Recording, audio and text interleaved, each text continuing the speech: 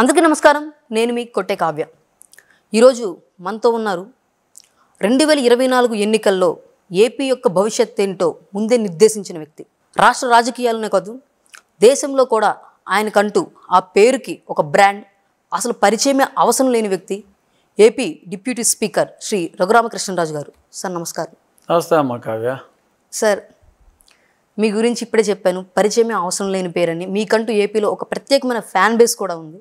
So నిజంగా విలాసవంతమైన జీవితం, వేల కోట్ల ఆదాయం మీకు వివిధ రంగాల్లో రావచ్చు.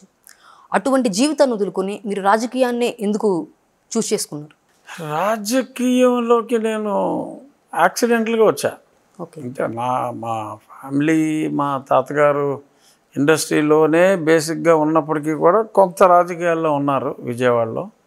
తర్వాత మా నాన్నగారు తమ్ముడు బాపిరాజు గారు, ఆయన రాజకీయాల్లోనే ఉన్నారు.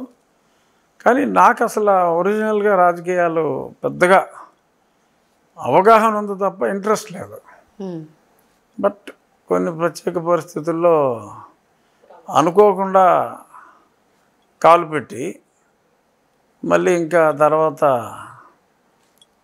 విధులేని పరిస్థితుల్లో కంటిన్యూ అవ్వాల్సి వచ్చింది. సార్, మీ జీవితంలో ఇప్పటి వరకు ఒక 3 మెయిన్ ఇన్సిడెంట్స్ అన్నమాట, అంటే అవి మంచి అవ్వచ్చు, చెడవచ్చు, మీరు మర్చిపోలేని సంఘటనలు ఏంటి? నేను మర్చిపోలేని సంఘటన ఏమిటి అంటే 2021లో నా పుట్టినరోజు నాడే నేను చనిపోయినంత పని అయ్యి, మరి నా పుట్టినరోజు మళ్ళీ పుట్టినరోజు ఒకటే కావటం నేను మర్చిపోలేని సంఘటన మెయిన్. అంతకు మించి మిగిలిన సంఘటనలు చాలా ఉన్నా ఈ సంఘటన జరిగిన తర్వాత అన్నీ మర్చిపోయాం. ఓకే. ఇది మెయిన్. అంటే ఒకే రోజు కావటం, పుట్టినరోజు మళ్ళీ పుట్టినరోజు అదే మే 14 కావటం. సార్, మరి మాజీ సీఎం అయినటువంటి తమిళనాడు జయలలిత గారితో మీకున్నటువంటి అసలు ఆ గొడవలు ఎక్కడ వచ్చినాయి సార్? అది చాలా పెద్ద స్టోరీ అమ్మ. ఆవిడ స్టేచర్ వేరు. బట్ ఏంటంటే నేను కొంచెం వాళ్ళు తీసుకున్న నిర్ణయాలకి వ్యతిరేకంగా కోర్టులకు వెళ్ళినందువల్ల మరి ఆవిడ ఆగ్రహానికి బలి కావాల్సి వచ్చింది. ఇప్పుడు మీరు చెప్పారు, అనుకోకుండా నేను పాలిటిక్స్లోకి రావడం జరిగిందని చెప్పని, చాలా ఒత్తిళ్ళు, మీరు కొన్ని ఊహించినవి కూడా జరుగుతూనే వస్తూ ఉన్నాయి. ఇవన్నీ ఎక్కువ జరిగినాయన్నీ ఊహించకుండా జరిగినాయి. సో ఇవన్నీ ఎలా ఓవర్కమ్ చేశారు సార్? అంటే ఏదైనా ఒక పర్సనల్ ఒక హ్యాబిట్తో యోగా ఇలాగా? లేదు లేదు, ఏదో చిన్నప్పుడు అవసరం లేని టైంలో యోగాలు, మెడిటేషన్ అన్నీ చేసాం. కానీ ఇప్పుడు యాక్చువల్గా ఇప్పుడు అవసరమైన టైంలో అయ్యేవి చేయట్లా. ఓకే. మరి వాటిని ఎలా ఫేస్ చేస్తున్నారు? ఏమి లేదు, అంతా అలవాటు అయిపోయింది. ఎప్పుడన్నా రిలాక్స్ అవ్వాలంటే, ఎప్పుడైనా కాదు ప్రతిరోజు నేను మ్యూజిక్ వింటూ ఉంటాను చాలా ఎక్కువగా. ఓకే. చాలా ఎక్కువగా. ఇప్పటికీ నేను చాలా సోషల్ మీడియా గ్రూప్స్లో యాక్టివ్గా ఉండగానే నాకు ఒక 2 మ్యూజిక్ గ్రూప్స్లో నేను మెంబర్గా ఉన్నా. మిగిలిన గ్రూప్స్ ఎక్కువ చూడను అసలు నేను. ఆ మ్యూజిక్ గ్రూప్స్ 2 ఉన్నాయి. ఆ మ్యూజిక్ గ్రూప్లో మటుకు అట్లీస్ట్ ఒక 5 నుంచి 10 నిమిషాలు నేను ఎవ్రీడే ఆ మ్యూజిక్ గ్రూప్లో మటుకు, అందులో ఏమన్నా మంచి పాటలు వస్తే నేను స్టార్ మార్క్ చేసుకోవటం, నేను కూడా నాకు నచ్చిన పాటలు 2-3 అందులో పోస్ట్ చేయటం. మీకు పాడే అలవాటు ఉందా సార్? అంటే ఏదో కూని రాగాలు తప్ప పాడే అలవాట్లేదు. Okay sir. సో మొత్తానికి 2024లో 3 పార్టీల పొత్తు, దీని వెనకాల బలమైన వ్యూహం మాదే అని చెప్పని పవన్ కళ్యాణ్ గారి గురించి అయితే మనం వార్తలు వింటూ ఉన్నాము. కానీ దీని ఆయనకంటే ముందు ఈ పొత్తు అనేది ఉండాలని భావించిన వ్యక్తుల్లో మీరు మొదటి వారు అని అయితే సమాచారం. అది ఎంతవరకు? దానికి సమాచారం అవసరం ఉంది. ఎందుకంటే ఇప్పుడు నేను మాట్లాడిన ఇంటర్వ్యూ ఎలాగా రేపు రికార్డ్స్లో ఉంటుందో, నేను 2020 సమ్వేర్ అరౌండ్ ఆగస్ట్ సెప్టెంబర్ 21 నుంచి నేను చెప్తానే ఉన్నా. ఓకే.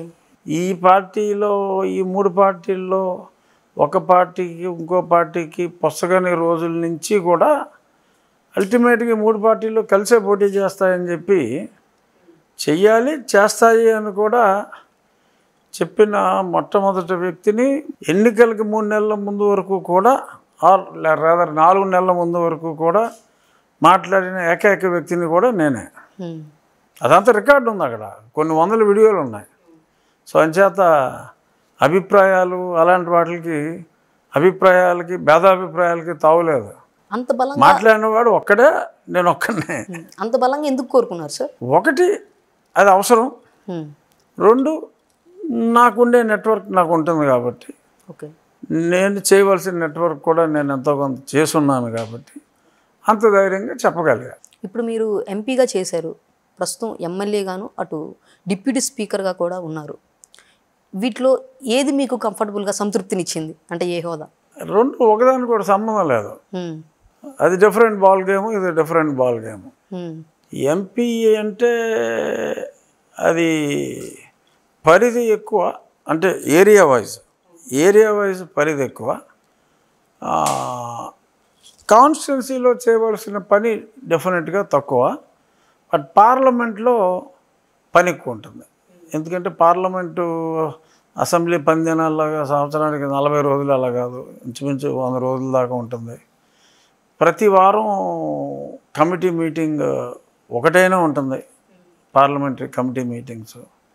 ఆ కమిటీ టూర్లు ఇయర్లీ ట్వైస్ కమిటీ టూర్స్ ఉంటాయి ఈచ్ కమిటీకి. నేను పార్లమెంట్లో ఉన్నప్పుడు 4 కమిటీల్లో ఉండేవాడిని. సో ఆ కమిటీ మీటింగ్లు, పార్లమెంట్ సమావేశాలు, ఆ బిల్స్ మీద ప్రిపేర్ అవ్వటం, సో ఆ చర్చల్లో పాల్గొవటం, అదంతా ఆల్టుగెదర్ ఇక్కడ ఉన్న పనికి దానికి సంబంధం లేదు. బట్ మీరు అనుకున్నవన్నీ అక్కడ కరెక్ట్గా ప్రొజెక్ట్ చేయగలిగాను అన్నది ఫీల్ అయితే ఉందా సార్? అంటే పార్లమెంట్లో ఆంధ్రప్రదేశ్కు సంబంధించిన తెలుగు స్టేట్స్కు సంబంధించిన ఎంపీల్లో నేను పార్టిసిపేట్ చేసిన డిబేట్స్ కానీ, నాకున్నంత అటెండెన్స్ కానీ నాకు సమీపంలో కూడా ఎవరు లేరు. Okay. Even my number 2 is distant number 2 as an MP. మీకంటూ ఒక ప్రత్యేక ఫ్యాన్ బేస్ ఉందని చెప్పని నేను ఇప్పుడే చెప్తున్నాను. సో ఫస్ట్ కూటమి అయిపోయింది, గెలిచేశారు, మంత్రివర్గ విస్తరణ అయితే జరుగుతూ ఉంది అని చెప్పినాడు కానీ మీరు ఎక్స్పెక్ట్ చేసేసారు ఆల్రెడీ. ఇక్కడ క్వశ్చన్ నాకు అర్థమైపోయింది.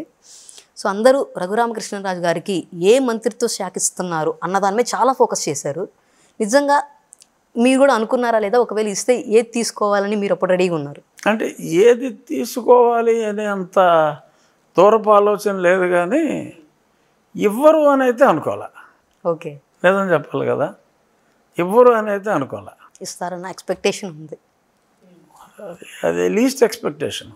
సో ఇప్పుడు మరి ఒకవేళ అలాంటి ఏదైనా పరిణామం ఏదైనా అనుకోకుండా జరిగితే మీరు ఏ శాఖ తీసుకునేందుకు ఎక్కువ మక్కువ చూపుతారు? అదేం లేదు, ఆలోచన లేదు. హోమ్ అన్నది ప్రజల కోరిక సార్. హోమ్ అన్నది ఎస్, ప్రజలందరూ కూడా అప్పుడు అన్నమాట, ప్రజలు అన్నమాట. బట్ ఏ శాఖ అయినా ఒకటే పనిచేసేవాడికి. ఓకే. ప్రతి శాఖ ఇంపార్టెంటే.